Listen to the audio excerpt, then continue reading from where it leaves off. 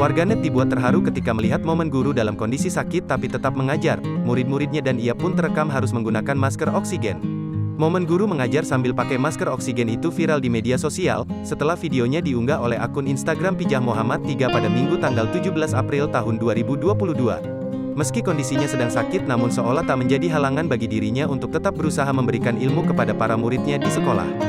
Kejadian ini sontak membuat warganet memberikan beragam komentar, pujian bahkan videonya pun ramai dari repost oleh banyak akun sosial media.